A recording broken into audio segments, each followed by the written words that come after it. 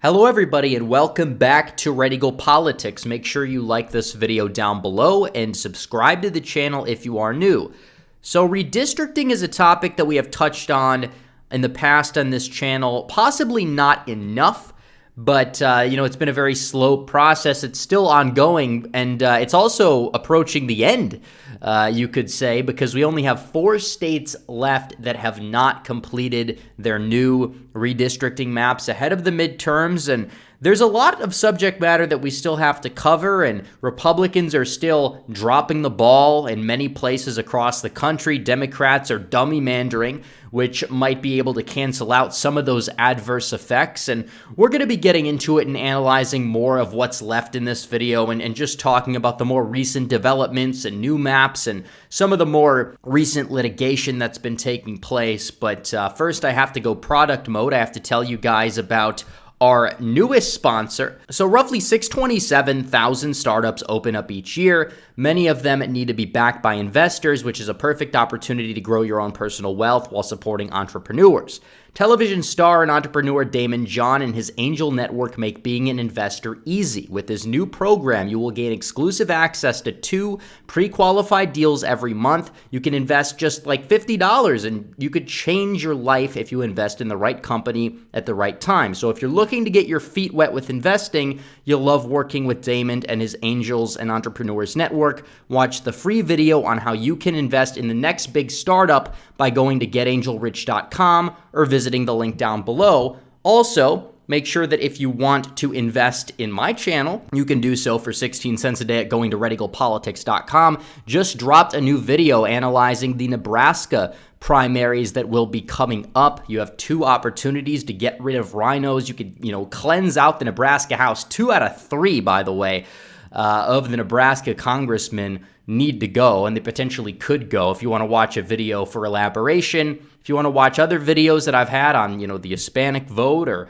what's going on in Arizona or some of these other polls, if you want to read the articles, if you want to join the Discord, you can do so. redeaglepolitics.com. It's a coffee a month. It's well worth it. Everybody loves it.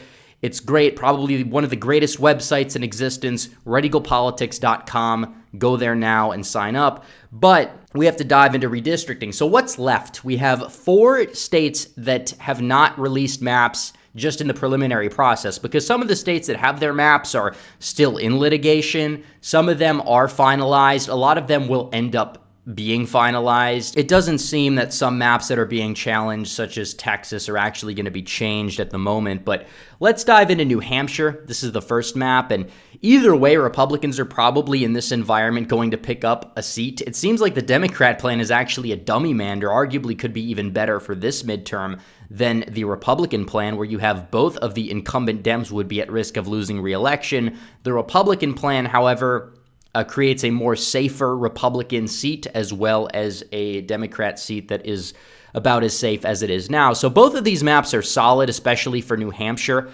Republicans fully control the redistricting process, so it seems as if they may actually be dummymandering the Dems a seat that would potentially stay safe. I mean, it's possible that you could do a map like this, and if you elect 2 new incumbent Republicans, that they could win re-election in 2024 or 2026, assuming the wave magnitude is big enough. But maybe they're dropping the ball. Either way, it seems like you'll have at least 1 Republican win after the 2022 midterms. But it's ironic because the Democrat plan may actually be better for Republicans in the short term, but Republicans fully control the redistricting process. So it's very interesting there. Louisiana is another one. Nothing big is going to happen there. It seems as if the map is still going to be 5-1 as of right now. There's no real debate surrounding that. Also, Missouri's a big one because they're drawing some of these maps here, and you see this one right here, HB House Bill 2117, which, again, this one is kind of weak. You talk about the fact that you'd have an opportunity to potentially get rid of Cleaver. It's even within the current VRA proceedings. You could do it surrounding Kansas City, but they don't have the guts to do it. Now, we'll talk about why they should gerrymander in a bit, Because if the other side is doing it, and we're going to talk about the other side in a second, but you see what they're doing in New York and Illinois and the way they're gerrymandering out Republicans, and Republicans are like sitting here and saying, we need to abide by our principles. That's why we're losing, is because we're abiding to principles that they set in stone for us while they don't abide by them. And Republicans don't understand this, that the other side, they don't even want a conversation. They want to do everything they possibly can do to dominate them in today's political climate, whether it's with cultural issues or whether if it's with the electoral process, whether it's with gerrymandering. Republicans aren't the ones that typically gerrymander as much as people think. Obviously, it's easier to gerrymander when you have more rural support, which is what Republicans typically tend to have. But at the same time, they're just too weak to even draw like a favorable map in Missouri. And the way that this district that Ann Wagner has is trending, it could end up being 5-3 by the end of the decade, which would be an absolute train wreck, what we're seeing there. But beyond that point, looking at Florida, this is one of the instances where Republicans are holding their ground, and I give Ron DeSantis a great deal of credit for this because he doesn't want to sign one of these weak bills. And you look at both of these maps here. This one, I believe if you look at the way that it's drawn, it would be 15-8 with 5 highly competitive seats. This one potentially could end up being a 20-8 map, which is, I mean, that's fairly solid. I mean, compared to some of the other maps that we've seen drawn, and DeSantis wants to, divvy up northern Florida. You like to see that there, as it should be. Then you have this map here, which I believe it seems as if there's more contested districts on this map. It's 15-8. It could be 20-8. But ideally, you would have as many Republican seats as you possibly can have. We'll have to see at the end of the day what truly happens. But these maps are better than the original 16-12 proposals. We'll see what happens. DeSantis is holding strong so far when it comes to redistricting. He gets a lot of credit for that. So those are really the 4 states in terms of what's left. But looking into some of these other states that Republicans just dropped the ball on, and obviously Indiana's another one where you would have had an opportunity to have it be in Indiana 8-1, and now it's 7-2. You drop the ball there. You drop the ball in Ohio, even, because the Republican judge struck it down in Ohio. Now you're potentially, I think that this midterm, you might be able to hold on for 13-2 with the current map that did get approved, by the way. But you look at the district they drew in Ohio's first, by the end of the decade, that's going to flip blue. I mean, it is possible that the 13th district does get redder because of trends and does stay red. But either way, this is potentially a missed opportunity, and they could have drawn a much better map, a more aesthetically pleasing map too, that would have shored up more Republican seats. But they didn't do it. They dropped the ball there yet again. And obviously, there's some states that are mixed bags, like Michigan. Michigan's is a map that was done by an independent commission. I was actually expecting a worse map than the map that we saw. But you look at some of these other maps that the Democrats are doing. Illinois is ridiculous. Like, what are they doing here? Look at Chicago. Look at how gerrymandered this is. It's one of the most ridiculous things you'll ever see. What they're doing in California, again, is just an absolute train wreck with what we're seeing. And you look at all these other states down here, Maryland, Connecticut, like they don't care. They don't care. They will go all out. They're Machiavellian. Republicans, on the other hand, they're too weak. They won't lift a finger. You look at what happened in North Carolina, and this is the map that was redrawn, and even then it's in litigation where you're shoring up more Democrat incumbents. I wonder if Butterfield's going to withdraw his retirement now because of this. I mean, a lot more districts that otherwise would have remained in Republican hands or would have flipped Republican are now going to remain in Democrat hands because of this. I mean, the new map is no different than the old map, and depending on the year, it could end up being worse than the old map, and you just hate to see it. You really do. Like, I'm glad that Dan Bishop is now shored up in an R+38 district, but at the same time, is it really worth it when you could have other solid representatives representing the northern part of the state? It's absolutely not worth it. And New York is a train wreck. New York is a mess. This one is in litigation, by the way. But Republicans only have 4 seats. They have 4 seats and 2 competitive seats under this map.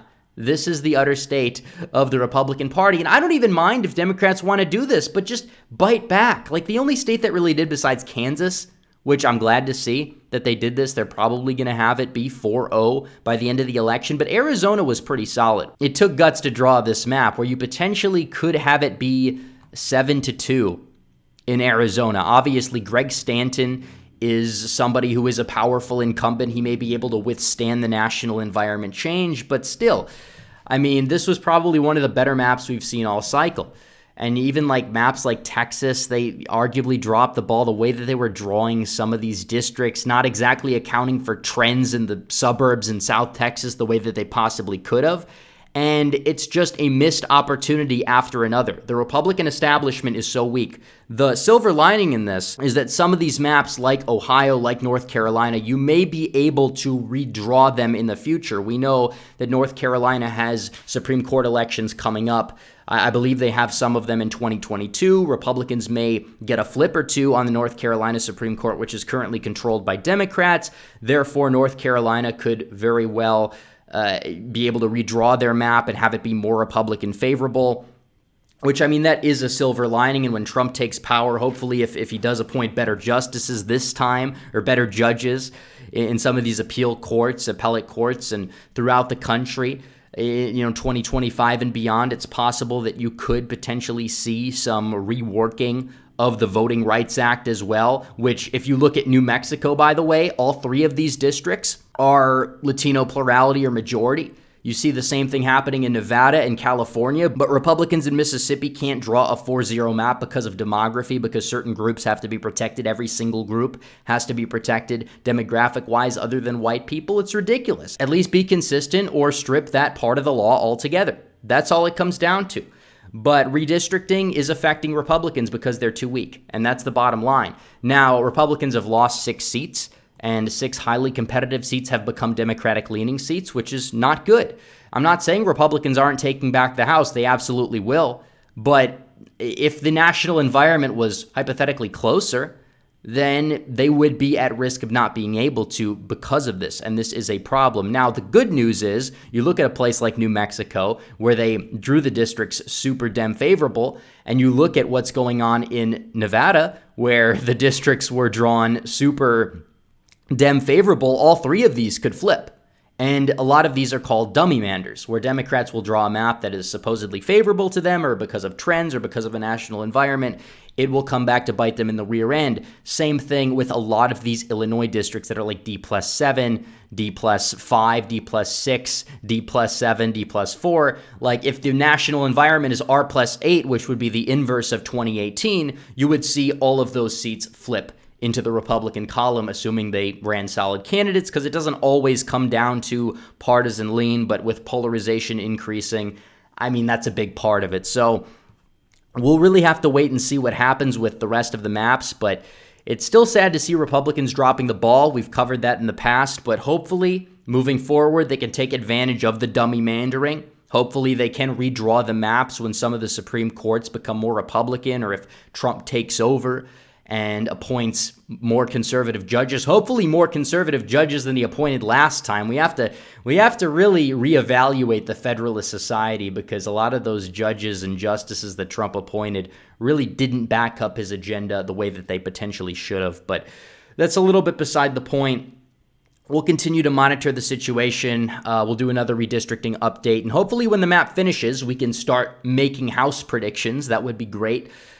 Because, I mean, it's been a while. I haven't been able to do a serious House prediction yet, but I think by May or maybe June, we're going to be able to start doing them, and we'll talk more about primarying out some of these rhino incumbents. We'll do another, not an impeachment 10 video, but a non-impeachment 10 video where we talk about 10 more who should be primaried because they're weak, but necessarily didn't vote to impeach.